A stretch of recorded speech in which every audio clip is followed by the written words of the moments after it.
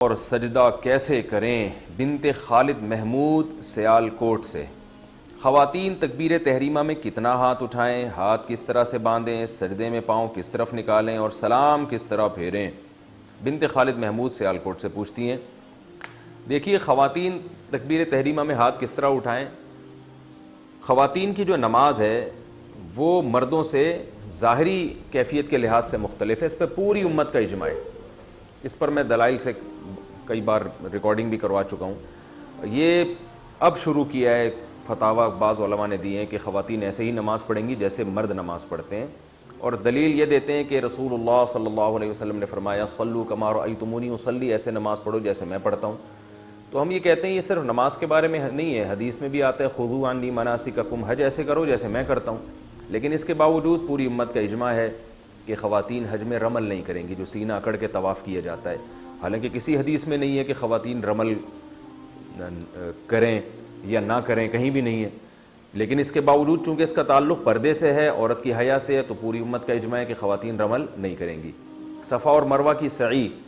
نبی صلی اللہ علیہ وسلم نے تو صفا اور مروہ کی سعی دوڑ کر کی ہے، کہیں بھی نہیں ہے حدیث میں کہ آپ صلی اللہ علیہ وسلم نے عورت کو دوڑنے سے منع کیا ہو۔ لیکن ہم اس کے باوجود تمام امت کے علماء، جس میں ہمارے اہل حدیث علماء بھی شامل ہیں، وہ سب عورت کو صفا اور مروہ میں دوڑنے سے منع کرتے ہیں۔ حالانکہ ہمارے پاس نبی صلی اللہ علیہ وسلم کا اس بارے میں کوئی بھی قول موجود نہیں ہے، لیکن پوری امت نے اجماع کیوں کیا کہ بھئی عورت کا تعلق حیا سے ہے اور عبادت میں حیا کا عنصر جھلکنا چاہیے۔ اسی وجہ سے پوری امت آج تک اس پر اتفاق رہا ہے کہ عورت دوڑے گی نہیں۔ اسی طرح لبیک آہستہ کہنا، تو حالانکہ رسول اللہ صلی اللہ علیہ وسلم نے تو لبیک زور سے کہا ہے، لیکن اور عورت کو کہیں بھی نہیں ہے حدیث میں کہ نبی نے زور سے لبیک کہنے سے منع کیا ہو، مگر پوری امت کا اجماع ہے کہ عورت آہستہ لبیک کہے گی، کیونکہ حج ایک عبادت ہے اور عبادت میں عورت کی حیا کا عنصر جھلکنا چاہیے۔ تو اسی بیسس پر امت کا اس پر بھی اجماع رہا ہے کہ اگرچہ حدیث میں صراحتاً نہیں ہے کہ عورت سمٹ کے نماز پڑھے، لیکن پوری امت کا اجماع رہا ہے کہ عورت سمٹ کے نماز پڑھے گی، مردوں کی طرح چوڑی ہو کے کشادہ ہو کے نماز نہیں پڑھے گی جیسے مرد سجدہ کرتے ہیں یا مرد رکوع کرتے ہیں۔ اس میں امام ابو حنیفہ، امام شافعی، امام احمد بن حنبل،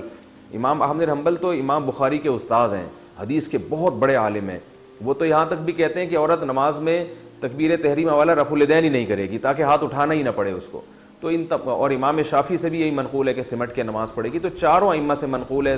تابعین، تبع تابعین، اور آج تک امت کا اس پر اجماع چلا آ رہا ہے۔ تو اب اگر کوئی اس میں حدیث کا مطالبہ ہم سے کرتا ہے کہ حدیث میں دکھاؤ کہ کہاں لکھا ہے کہ عورت سمٹ کے نماز پڑھے گی، تو اس سے فوراً آپ مطالبہ کریں کہ حدیث میں یہ کہاں لکھا ہے کہ عورت آہستہ لبیک کہے گی، عورت صفا اور مروہ کی سعی جو ہے وہ دوڑے گی نہیں اس میں بلکہ چل کے کرے گی، اور عورت رمل نہیں کرے گی، سینہ کڑا کے پہلے 3 چکر نہیں لگائے گی طواف کے۔ تو جیسے وہاں حدیث نہیں ہے امت کا اجماع ہے، تو ایسے یہاں بھی حدیث نہیں ہے امت کا اجماع ہے۔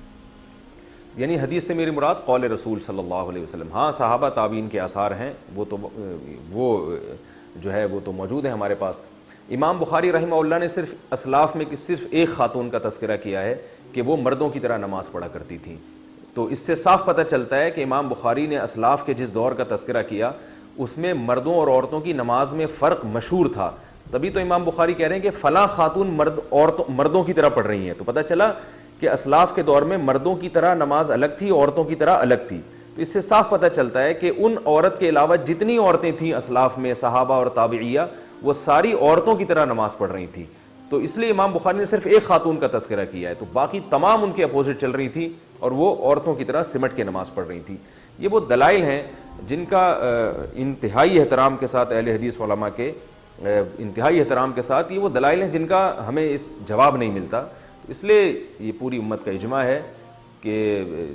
خواتین جو ہے وہ سمٹ کے نماز پڑھیں گی۔ بعض حضرات تو اس میں تشدد برتتے ہیں اور حنفیہ کو بہت لتاڑتے ہیں کہ انہوں نے حدیث کی مخالفت کی اور عورت کو حکم دیا ہے کہ وہ سمٹ کے نماز پڑھے، حدیث کی مخالفت کی ہے۔ لیکن عجیب بات ہے کہ یہی حضرات امام احمد بن حنبل پہ کیوں اعتراض نہیں کرتے، یہ حضرات امام شافعی پہ کیوں اعتراض نہیں کرتے؟ امام احمد بن حنبل اور امام شافعی تو یہ حدیث اپنی مسند میں لے کر آئے ہیں کہ صلوا کما رأیتمونی اصلی، ایسے نماز پڑھو جیسے میں پڑھتا ہوں، اس کے باوجود اس کے خلاف فتویٰ دے رہے ہیں، اس لیے کہ انہوں نے اپنے زمانے میں دیکھا ہے،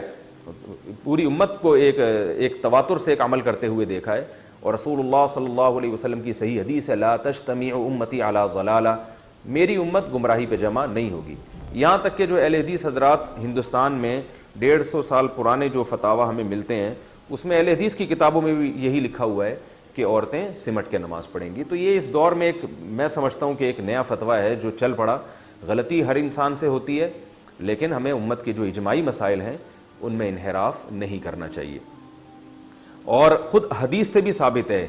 کہ پردے کے معاملے میں عورت کا حکم مرد سے مختلف ہے. جیسے کہ رسول اللہ صلی اللہ علیہ وسلم نے ارشاد فرمایا, عورت کی گھر کی نماز مسجد کی نماز سے بہتر ہے. کیوں؟ گھر میں پردہ زیادہ ہے. نبی صلی اللہ علیہ وسلم نے یہ بھی ارشاد فرمایا کہ عورت کے اندر گھر کے کمرے کی نماز صحن کی نماز سے بہتر ہے. حالانکہ وہاں کوئی دیکھنے والا نہیں ہے, کوئی نامحرم تھوڑی ہے, عورت کا اپنا گھر ہے. میں اس لیے کہہ رہا ہوں کہ بعض علماء یہ کہتے ہیں کہ بھائی اگر اکیلے میں عورت نماز پڑھ رہی ہے تو پھر بھی اس کو سمٹ کے نماز پڑھنے کا حکم کیوں دیا جاتا ہے, حالانکہ وہاں تو دیکھنے والا کوئی نہیں ہے.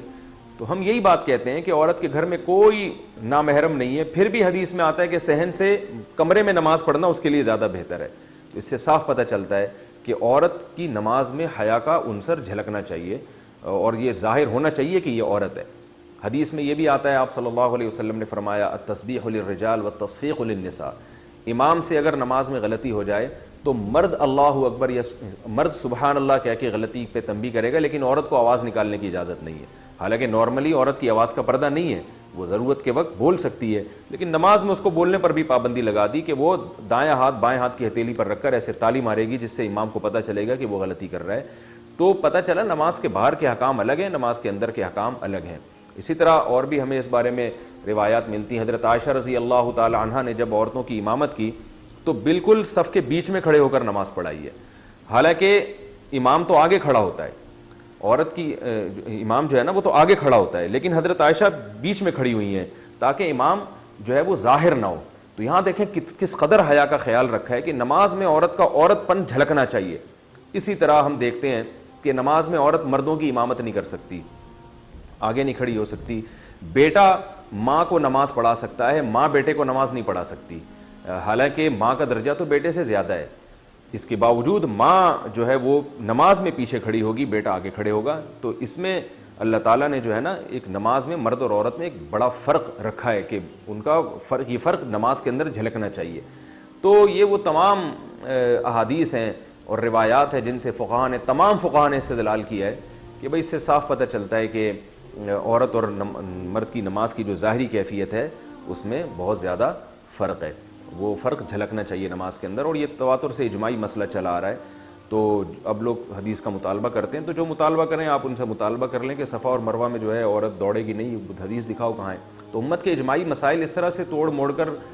حدیث کا لیول لگا کے اگر ہم نے تبدیل کرنا شروع کر دیے تو ہمارے تو دین کا بیڑا غرق ہو جائے گا بالکل. تو اس لیے انہی فقہا پر اعتماد کرنا چاہیے جو ہم سے پہلے محقق گزر چکے ہیں. عبداللہ بن مسعود رضی اللہ تعالی عنہ کی روایت ہے, فرمایا من کان منکم مستنن فلیستن بمن قد مات فإن الحی لا یؤمن علیہ الفتنہ. عبداللہ بن مسعود رضی اللہ تعالی عنہ فرماتے ہیں کہ جو تم میں اقتدا کرنا چاہتا ہے تو آج کے دور کے جو یوٹیوبرز ہیں اور آج کے دور کے جو محققین ہیں ان کی اتباع نہ کرے, بلکہ جو دنیا سے جا چکے ہیں ان کو فالو کریں, کیونکہ حی پر فتنے کا اندیشہ زیادہ ہے. جو زندہ لوگ ہیں ان کے بارے میں ڈر ہے کہ یہ دنیا پرستی میں یا اپنی دکان چمکانے کے لیے لیبل یہ لگا رہے ہیں کہ ہم دوسروں کی دکانیں بند کر رہے ہیں, مگر ان کا مقصد ایسا نہ ہو کہ اپنی دکان چلانا چاہ رہے ہوں. تو اس کا بھی یہ زندہ لوگوں پہ یہ اندیشہ زیادہ ہے. پرانے لوگوں کی جو تحقیقات ہیں وہ تحقیقات للہیت کی بیس پر ہوتی تھیں, آج نفس پرستی کا دور ہے. تو اس لیے میں پھر بھی ان اہل حدیث علماء پر ہرگز طنز نہیں کر رہا کہ جو اور کہتے ہیں کہ عورتیں جو ہیں مردوں کی طرح نماز پڑھیں گی. میں ان کی نیت پہ شبہ نہیں کر رہا, لیکن میں یہ کہہ رہا ہوں کہ بعض لوگ ایسے بھی ہو سکتے ہیں کہ جن کا مقصد اپنی دکان چلانا ہو اور وہ قرآن و سنت کا لیبل لگا رہے ہوں. باقی سب ایسے نہیں ہوتے. بعض لوگ کی تحقیق ہی ہوتی ہے, وہ سمجھتے ہیں کہ قرآن و سنت کی روشنی میں یہی برحق ہے. تو ہم یہ سمجھتے ہیں کہ جن کی یہ تحقیق ہے اور وہ اللہ کے خوف سے اور اللہ اس کے سامنے جواب دہی یعنی ان کے سامنے ہے, اس کے باوجود انہوں نے یہ فتویٰ دیا, تو پھر ہم سمجھتے ہیں ان سے یہ اجتہادی غلطی ہوئی ہے, اور اجتہادی غلطی پر بھی اللہ تعالیٰ نے اجر رکھا ہے. لیکن ہم عوام کو یہی کہتے ہیں کہ جو مجتہدین پہلے گزر چکے ہیں, ابو حنیفہ, مالک, شافعی اور احمد بن حنبل, جن کو پوری امت محقق مانتی ہے, ان کی ریسرچ کو آپ فالو کریں, یہ آپ کے لیے زیادہ بہتر ہے. ہاں, تو اب جو بات یہ کہ اصل تو یہ کہ عورت سمٹ کے نماز پڑھے گی. اب سمٹنے کی کیفیات کیا ہوں گی, ان میں فقہا کا اختلاف ہے. یہ میں اس لیے کہہ رہا ہوں کہ بعض لوگ کہتے ہیں کہ یہ کون سی حدیث میں لکھا ہے کہ عورت سینے پہ ہاتھ باندھے گی، یہ کون سی حدیث میں آتا ہے کہ عورت سجدے میں دائیں طرف پاؤں نکال کے بیٹھے گی، یہ کون سی حدیث میں آتا ہے کہ تشہد میں عورت دائیں طرف پاؤں نکالے گی یا بائیں طرف پاؤں نکالے گی، یہ کون سی حدیث میں آتا ہے کہ عورت رفع الیدین میں کندھوں تک ہاتھ اٹھائے گی اور مرد جو ہے نا وہ کانوں تک ہاتھ اٹھائیں گے۔ تو بھائی اب ہر چیز پہ الگ سے حدیث کا مطالبہ کرنا یہ غلط ہے، اس لیے کہ جب سمٹنا ثابت ہو گیا اجماع امت سے، اور اجماع کا حجت ہونا وہ حدیث ہی سے ثابت ہے کہ نبی صلی اللہ علیہ وسلم فرما چکے کہ میری امت گمراہی پہ جمع نہیں ہو سکتی، تو اب وہ کیفیات مبہم ہے، احادیث میں ان کا صراحتاً تذکرہ نہیں ملتا، لہذا اس میں فقہا کی رائے ہیں مختلف، تو آپ جس فقی کی رائے کو فالو کریں وہ آپ کے لیے بہتر ہے۔ تو امام ابو حنیفہ کے جو فقہ ہے اس کے مطابق جو ہے، کیونکہ کندھوں تک ہاتھ اٹھانے میں جو ہے وہ یعنی اس میں عورت زیادہ کھل جاتی ہے، تو اس لیے انہوں نے کہا کہ کانوں تک ہاتھ اٹھانے میں، تو اس لیے انہوں نے کہا کہ صرف کندھوں تک ہاتھ اٹھائے جائیں، اور جب وہ تحیات میں بیٹھیں گی تو اپنے دونوں پاؤں دائیں طرف نکال کے اس طرح سے زمین پہ بیٹھیں، اور سجدہ جب وہ کریں گی تو دونوں پاؤں جو ہے دونوں بازو بچھا لیے جائیں اور پاؤں کو دائیں طرف نکالا جائے، پورے جسم کو زمین پہ بچھا لیا جائے۔ اس سے یہ بھی پتہ چلتا ہے کہ وہ جو حدیث میں آتا ہے کہ تم میں سے کوئی جو ہے وہ کتے کی طرح سجدہ نہ کرے، تو اس سے مراد مرد ہیں، اس میں خطاب رسول اللہ صلی اللہ علیہ وسلم کا مردوں کو ہے، اس لیے کہ مرد کا اس طرح سے اٹھ کے زمین پہ سمٹ کے سجدہ کرنا یہ سستی اور کاہلی کی علامت ہے، اس لیے آپ صلی اللہ علیہ وسلم نے اس کو پسند نہیں کیا، لیکن عورت کا اس طرح سے سمٹ کے سجدہ کرنا یہ سستی کی نہیں بلکہ اس کی حیا کی علامت ہے۔ عورت کا اپنے سرین جو ہے وہ کولے جو ہے وہ سجدے میں اٹھانا اوپر کی طرف، یہ حیا کے بہرحال خلاف ہے۔ بعض حضرات نے یہ کہا ہے کہ عبداللہ بن عمر رضی اللہ تعالی عنہ نے سے روایت ہے کہ عورتیں آہستہ لبیک کہیں گی، لہذا ہم اس روایت کی وجہ سے عورتوں کو آہستہ لبیک کہنے کا کہتے ہیں، اور عبداللہ بن عمر سے ایسی کوئی روایت نہیں ہے کہ وہ عورت سمٹ کے سجدہ کرے گی۔ تو یہ یاد رکھیں عبداللہ بن عمر کی جو روایت جو بھی پیش کرے تو یہ ابن جریج مشہور مدلس ہے، ان کی مدلس روایت ہے، لہذا یہ روایت ضعیف ہے، پہلی بات تو یہ۔ دوسری بات یہ کہ اگر آپ قول رسول نہیں پیش کر سکتے تو پھر اسلاف کے اقوال تو ہمارے پاس بھی ہیں جس میں عورت کو سمٹ کے سجدہ کرنے کا حکم دیا گیا ہے، جیسے ابراہیم نخعی رحمہ اللہ تعالیٰ ہے۔ اچھا، ابراہیم نخعی رحمہ اللہ سے ایک روایت یہ بھی ہے کہ عورت اور مرد کی نماز میں کوئی فرق نہیں ہے، اور ایک روایت یہ بھی ہے کہ عورت نماز میں سمٹے گی۔ تو بعض لوگ ان کی دوسری روایت پیش کرتے ہیں کہ ابراہیم نخعی جیسے جلیل القدر تابعی جن کا امام بخاری بھی بڑا تذکرہ کرتے ہیں، تو وہ یہ کہہ رہے ہیں عورت کی مرد کی نماز میں کوئی فرق نہیں ہے۔ تو یاد رکھیں یہ جو روایت ہے ان سے دونوں روایتیں، ایک روایت میں آتا ہے کہ وہ ابراہیم نخعی کہتے ہیں کہ عورت اور مرد کی نماز میں فرق نہیں ہے، ایک میں آتا ہے کہ فرق ہے، تو صاف پتہ چلتا ہے کہ اس روایت کا مطلب کچھ اور ہے، اس کا مطلب کچھ اور ہے۔ تو عورت اور مرد کی نماز میں فرق نہیں ہے، رکعتوں کے لحاظ سے، قرات کے لحاظ سے، تسبیحات کے لحاظ سے، جو مرد نے پڑھنا ہے وہی عورت نے پڑھنا ہے، جتنی رکعتیں اس نے پڑھنی ہے اتنی اس نے پڑھنی ہے، اس لحاظ سے کوئی فرق نہیں ہے۔ اور دوسری جو ابراہیم نخعی سے روایت ہے جس میں آتا ہے کہ فرق ہے، اس سے مراد ہے کہ ظاہری کیفیت کے لحاظ سے فرق ہے۔ میں اس لیے کہہ رہا ہوں ایسا نہ ہو کوئی ابراہیم نخعی سے وہ روایت پیش کر کے آپ اس سے متاثر ہوں اور کہیں کہ اچھا بھئی یہ تو ہمیں ان سے بھی ایک اسلاف کا قول مل گیا، تو ایسا نہیں ہے، اس قول کی کیا حقیقت ہے وہ میں نے آپ کو بتا